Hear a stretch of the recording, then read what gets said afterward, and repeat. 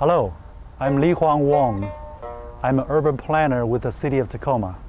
I used to serve as the project manager for the Tacoma Chinese Reconciliation Park.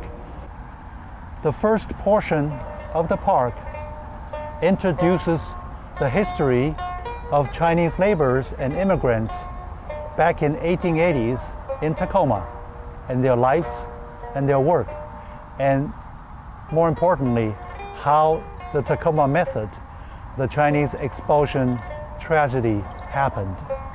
So after this part, you progress into the second portion of the park, where the park opens up for you. And you will see some additional traditional Chinese park features. This is where you reflect on what you just learned from the first part, and then you start to think about the reconciliation. And then you move on to the last part of the park, where you sit down and absorb everything that you just learned and thought about, and think about the future, the education for the next generations, the telling of the history, the reminding of ourselves not to repeat the tragedy again. Okay, here we are, the first main feature of the Chinese park. This is a spiral path. It's called the Walk with the Sojourner's Path. It represents the struggles and early lives, the seemingly endless struggles of the Chinese immigrants and laborers here in Tacoma. So here we are, the second main feature of the park, called Through the Expulsion Path. So where you'll see huge rocks, basalts, there are 9 of them. And then you'll see smaller rocks with figures carved on them. So the huge rocks, 9 of them represent the 9 council members at the time. And the figures are Chinese laborers.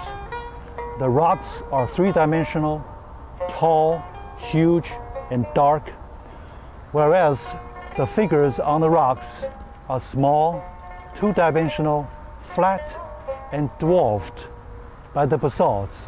You literally feel the oppression and pressure from the Tacoma community onto the Chinese laborers at the time. So after walking through the expulsion path, we see some remaining of railroad ties burned down. Those represent the Chinese houses that were burned down at the time. So the Chinese expulsion was mainly driven by a group of community members at the time. There were primarily 27 of them.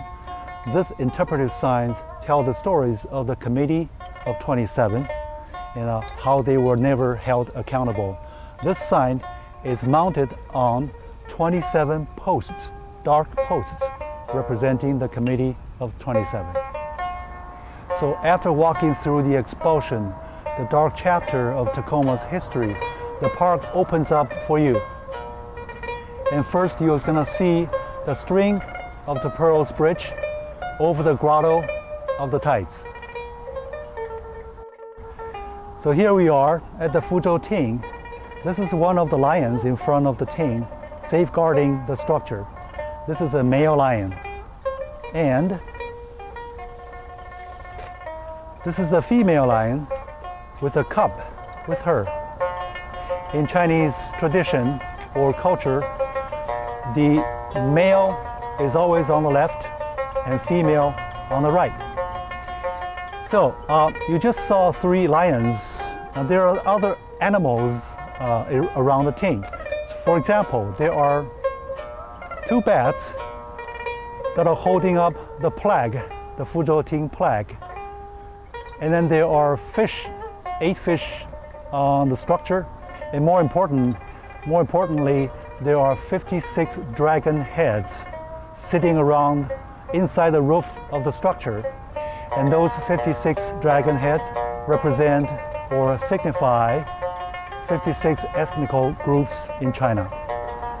So now we are inside the Fuzhou Ting. One of the main things I would like to point out to you is the dogong system that you are looking at, they are the wooden bracket support system, very unique in Chinese structures. They are there for not only decorative purposes, but more importantly, structural support. They support the roofing system. Now, another interesting feature is what they call the beautiful ladies bench. There are 4 of them inside the Ting. Now you see, in ancient China, girls before they were married, they were not supposed to be outside of their mansion or to be socialized with the outside world.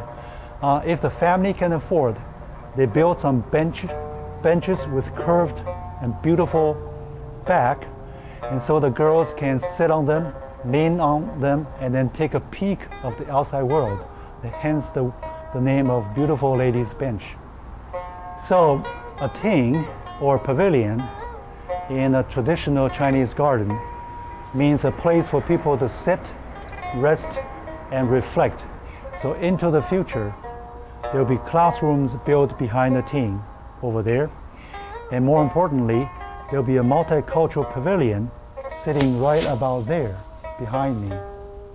And these facilities will really help us educate ourselves and our next generations so that we don't forget the history, we prevent the tragedy from happening again, and we promote a peaceful and harmony community.